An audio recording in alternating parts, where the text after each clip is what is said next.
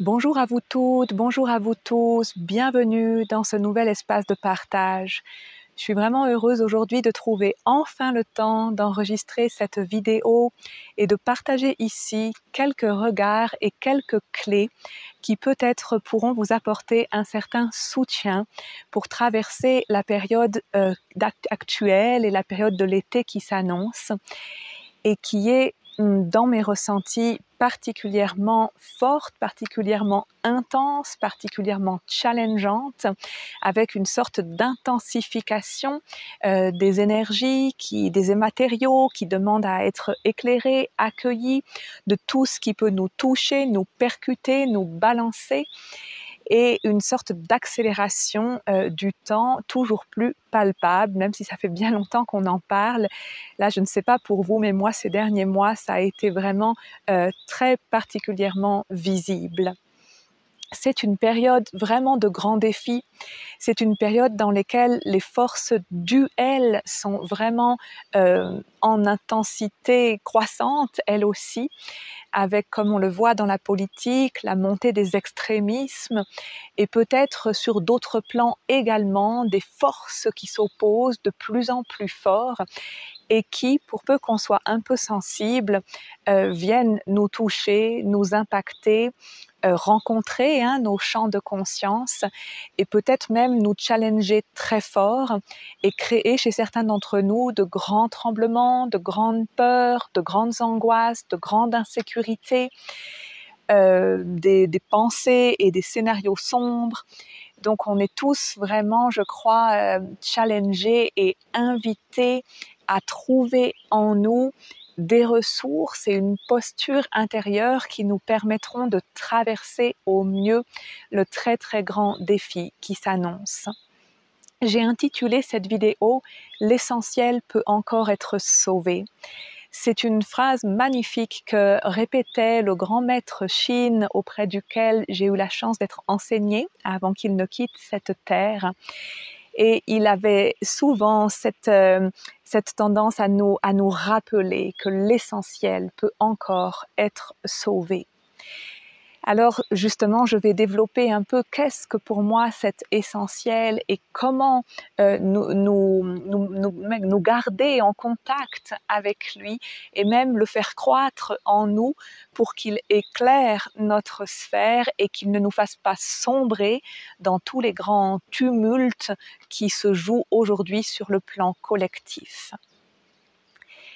Cette envie de partager sur ce thème, elle m'est apparue le mois dernier déjà quand j'ai traversé une période très spéciale avec des rêves successifs qui m'ont visité chaque nuit.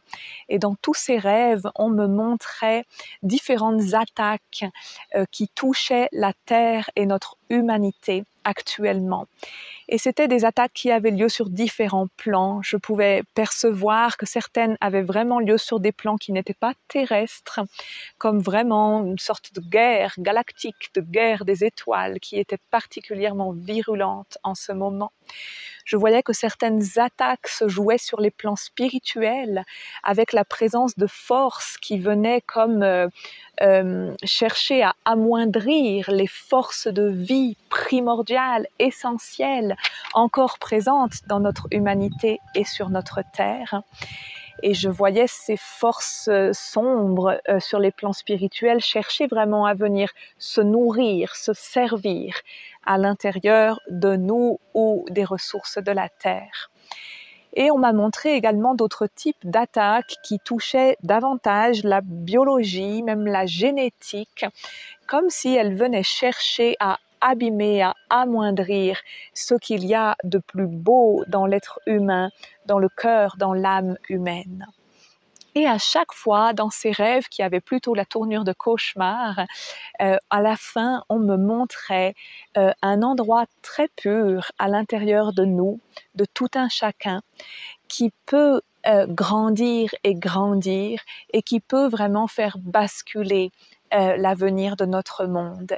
Et j'entendais cette phrase au loin résonner dans ma conscience, l'essentiel peut encore être sauvé. C'est venu me percuter vraiment très fort. Ensuite, dans d'autres voyages au tambour, en état expansé de conscience, j'ai de nouveau été en contact avec ces forces très duelles et je sentais qu'on m'offrait à vivre un grand passage initiatique, un grand apprentissage, une grande leçon. Et encore une fois, j'ai réalisé que oui, ces forces sombres, quand on les perçoit ou quand elles ont tendance à monter en puissance dans nos sphères personnelles ou dans nos sphères collectives, ce sont effectivement des forces duelles, des forces qui divisent. Et en ce sens, elles se rapprochent de ce qu'on pourrait appeler sur les plans archétypal, sur les plans symboliques, sur les plans ontologiques, le diable ou le Satan. Comme la grande Annick de Souzenel le rappelle souvent, le Satan, à la base, c'est un séraphin qui appartient aux hautes hiérarchies angéliques. Et il joue un rôle dans le grand apprentissage que vit notre humanité sur la Terre, à savoir qu'il incarne l'énergie de l'adversaire. Et l'adversaire, c'est celui qui vient nous piquer, nous challenger, nous mettre au défi, avec effectivement une certaine force d'attaque, et qui vient en fait nous faire grandir et propulser l'être humain à aller éclairer toujours plus ce qui était jusqu'à présent resté dans les ténèbres, resté dans l'inconscient, ce qui était jusqu'à présent inaccompli, qui n'a pas encore été éclairé par la conscience et le cœur de l'homme. Et je trouve que c'est très intéressant de se rappeler ça aujourd'hui dans le contexte actuel planétaire dans lequel on voit bien la montée de ces forces opposées, de ces grandes dualités, de ces camps opposés, de ces extrémismes en France, mais aussi dans tellement d'autres pays malheureusement. Je trouve que c'est vraiment intéressant de se rappeler pour ne pas tomber dans la peur, que cet adversaire ou cette dualité ou cette force sombre, elle joue un rôle et elle vient nous mettre au défi. Et finalement, quel est ce défi? Le défi, c'est est-ce que nous aussi, nous allons donner du pouvoir à ces forces-là? Nous allons amplifier notre énergie de peur, de rejet, de division, de haine même? Est-ce que nous aussi, nous allons nous diviser toujours plus à l'intérieur en portant certains jugements toujours plus duels, toujours plus polarisés? Ou bien est-ce qu'au contraire, on ne va pas tomber dans le piège de cet adversaire, mais on va comprendre la leçon, le passage initiatique qui nous est proposé et on va comprendre qu'il nous est en fait demandé de grandir dans ce qui peut être éclairé à l'intérieur de nous et dans ce qui peut être réunifié à l'intérieur de nous. De grandir en fait en unité, en énergie, en fréquence unifiée, qui ne va pas tomber dans la lutte, dans la dualité et même la faire grandir. Là, ce serait vraiment se trouver vaincu en face de l'adversaire. Mais au contraire, comment dans ce contexte hyper duel, hyper piquant, hyper challengeant et qui nous laisse très peu de répit, à chaque endroit, je vais essayer de m'ériger dans mon axe, dans ma verticalité, dans ma divinité intérieure et dans le cœur de mon cœur, à cet endroit où il existe mon noyau divin, mon essence divine. Au-delà de toute question raciale, religieuse, de toute tradition spirituelle, nous sommes tous dépositaires de ce germe divin. C'est notre essence et toujours la grande initiation sur Terre vient nous proposer d'expérimenter la dualité et la séparation pour retrouver par nous-mêmes le chemin de notre essence et le chemin de l'unité. Alors, ce noyau divin, ce germe divin, c'est vraiment important de ne pas là non plus se tromper en se disant que c'est un endroit de lumière et que en me grandissant dans cette lumière, je pointe encore davantage autour de moi ce qui serait l'ombre, parce que ce faisant, je renforce la dualité. J'ai raison, les autres ont tort, je suis dans la lumière, les autres sont dans l'ombre. C'est vraiment important de se rappeler sans cesse que la véritable lumière vivante, lumière divine que nous sommes appelés à faire grandir en nous, c'est une lumière amour. C'est une lumière qui ne discrimine pas ce qui ne serait pas lumineux, mais qui au contraire va venir tout éclairer pour tout englober, tout étreindre et tout réunifier. C'est une immense force d'amour. Et je crois que nous sommes de plus en plus fermement et urgemment invités à faire grandir cette force d'amour en nous. Et ça commence envers toutes les parties de nous, tout ce que nous sommes, y compris dans les temps hyper challengeants actuels, toutes les parties de nous qui se trouvent fatiguées, qui se trouvent affaiblies, qui se trouvent fragilisées, qui se trouvent peut-être balancées, ballottées dans certaines émotions fortement tumultueuses. Comment je peux être en amour avec ces parties de moi ? Comment je peux être aussi en amour avec les parts de moi qui sont actuellement peut-être déçues, frustrées, apeurées devant ce qui se passe au niveau politique, au niveau planétaire et autres. Comment je peux rester en présence et en amour, c'est vraiment le masculin et le féminin réunis, en présence et en amour avec toutes les parts de moi. Et ensuite, comment je vais prendre soin des regards que je porte sur autrui? Comment je vais être particulièrement attentive, attentif à est-ce que moi-même je joue, j'entretiens ces scénarios de dualité grandissante? Parce que ayons toujours à l'esprit que ce qui se joue dans le macrocosme n'est que le reflet de ce qui se joue dans notre microcosme intérieur, dans le champ de nos pensées, de nos émotions, de nos mémoires. Alors, chaque fois un peu plus, je peux me demander où est-ce que moi-même, mes pensées, mes émotions sont encore en train d'alimenter de la dualité. Où est-ce que je me dois de me remettre en question, de revenir à une posture humble, qui regarde et courageuse parce qu'elle regarde très sincèrement en elle les parties qui sont divisées et qui peut-être même sont extrêmes. La montée des extrémismes dans le plan collectif, elle nous interpelle aussi à l'intérieur de nous. Où est-ce que nous avons des postures très fermement ancrées que nous ne voulons pas remettre en question? Où est-ce que nous sommes ainsi vraiment des têtes dures? Où est-ce que nous acceptons de nous ouvrir? Et peut-être d'écouter celle ou celui qui paraissait être notre ennemi. Peut-être d'écouter ce voisin, cette personne de notre entourage, ce collègue, envers qui jusqu'à présent nous n'avons eu peu d'intérêt ou peut-être même du mépris. Et si je pouvais, vers cette personne-là également, ouvrir mon cœur, grandir en amour, grandir en ouverture d'esprit et de cœur, grandir en capacité à unifier. Plus que jamais dans ce grand tumulte actuel, je nous invite tout un chacun à reprendre des temps pour revenir à l'intérieur. C'est tellement fort ce qui se joue dans les mondes subtils et que bien sûr nous captons, nous ressentons, ça nous touche, plus ou moins selon notre sensibilité, mais c'est certain que ça nous touche. Comment je peux profiter de cette période extrêmement challengeante pour me mettre presque une discipline au quotidien avec des temps réguliers pour faire retour en moi. Me relier à ce noyau divin toujours pur, toujours intact, absolument intouchable. Respirer en lui, le faire grandir par ma respiration et ma conscience. Sentir à quel point c'est un endroit tellement bon, tellement bienfaisant, tellement régénérateur, où je peux revenir à tout instant dans cette essence, derrière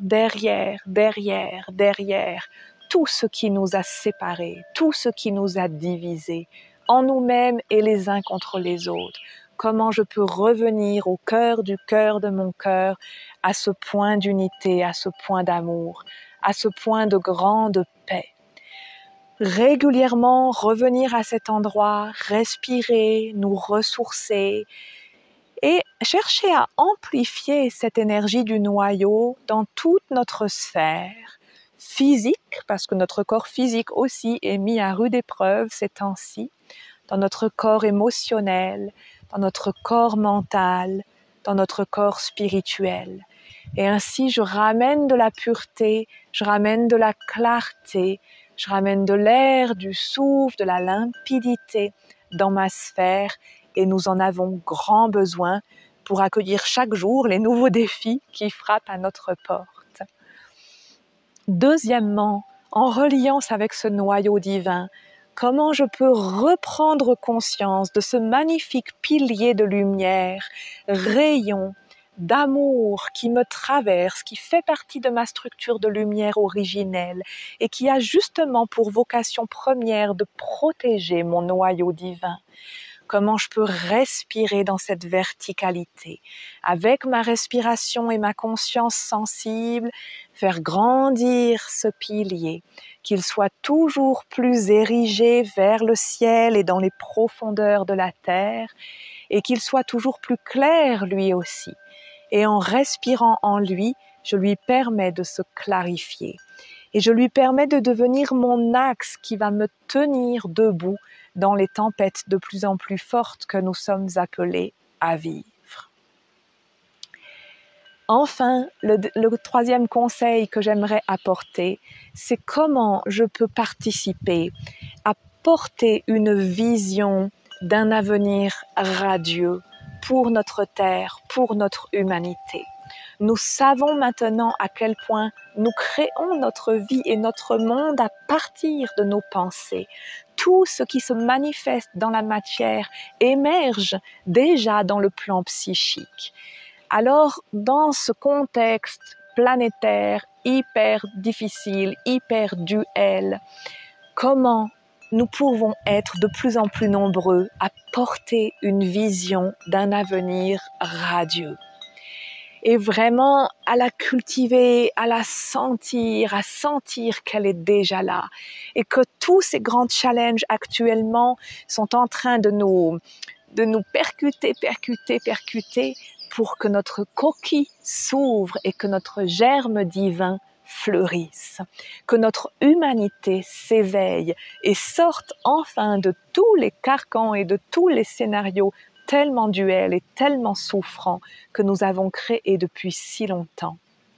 Je vous invite vraiment, chacun à votre manière, à participer avec moi et tellement d'autres, à porter cette vision d'un avenir radieux.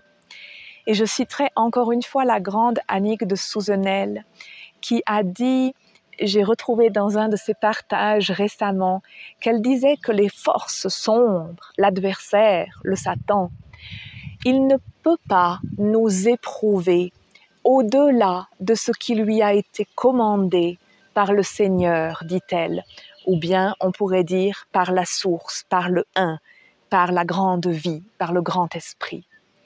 C'est très intéressant aussi de nous rappeler ça. Ils ne peuvent pas nous éprouver au-delà de ce qui a été commandé par la source. Nous sommes vraiment sur un chemin initiatique. Donc, ayons confiance, renforçons notre confiance que nous allons traverser de la plus belle manière qui soit.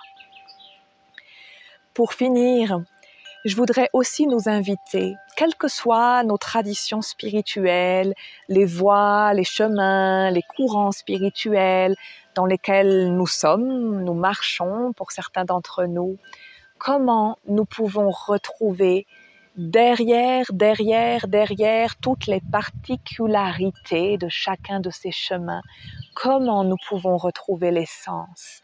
Vraiment chercher à descendre en nous, derrière tout ce qui s'est différencié et tout ce qui a créé des luttes entre courants différents pour retrouver l'essence commune à toutes les grandes traditions spirituelles de la Terre. Et cette essence dans la tradition cosmique, c'est la source elle-même, c'est le Un, c'est un immense fleuve d'amour unifié qui étreint tout ce qui est. Et nous pouvons aujourd'hui, nous avons la capacité de retrouver la connexion avec ce grand courant primordial depuis la source des sources, qui va nous sortir de toutes les divisions, les jugements, les comparaisons, les luttes, pour nous ramener dans cette pureté essentielle, dans ce courant d'amour essentiel, originel. J'ai eu la chance ces derniers temps, au milieu de ces rêves très difficiles, de toucher également en moi-même le fait d'être traversée par certains de ces courants, certains en lien avec l'Éthiopie, certains en lien avec le courant ioannique et christique, certains en lien avec des courants des peuples des Andes ou encore avec des courants issus de la culture soufie. Et à chaque fois, j'ai pu ressentir dans mon canal ce flux qui traversait, qui portait la même essence. Et je crois que nous sommes vraiment aujourd'hui à l'heure de retrouver l'essence commune à tous ces courants traditionnels, spirituels, et à trouver le soutien que les maîtres, les gardiens de ces traditions primordiales, que certains d'entre eux soient encore incarnés sur notre terre, ou bien qu'ils nous aident depuis les autres mondes, nous pouvons recevoir leur aide, recevoir leur soutien dans ce chemin en nous qui vient se reconnecter au courant primordial d'une seule et même grande source d'amour qui vient réunifier toute notre humanité, toute la création et bénir notre terre, notre vie et notre monde avec ces nouvelles fréquences unifiées. Ce sont à la fois des fréquences très anciennes, mais à la fois toutes nouvelles. C'est comme si la nouveauté d'aujourd'hui, c'est que nous sommes de plus en plus nombreux à avoir longtemps cheminé, expérimenté de multiples chemins, y compris dans notre relation au divin. Nous avons expérimenté au fil de nos incarnations tellement de voies différentes. Et aujourd'hui, c'est l'heure du retour à l'essentiel. L'essentiel peut encore être sauvé. J'ancre ma confiance à cet endroit-là et j'espère que vous aussi. Je vous remercie infiniment pour notre reliance. Merci de m'écrire vos commentaires, vos questions, vos partages d'expériences. C'est tellement bon pour moi d'entrer vraiment en échange avec vous et de ne pas rester seule derrière mon petit écran. Et pour ceux d'entre vous que ça peut appeler, bienvenue aux prochaines retraites que je propose cet été, cet automne ou l'année 2025 autour du thème de la reconnexion à l'essentiel, de la reconnexion à notre être véritable, de la reconnexion à la grande source d'amour. Merci infiniment, je vous souhaite un merveilleux été, courage et confiance pour cette traversée et à très très bientôt.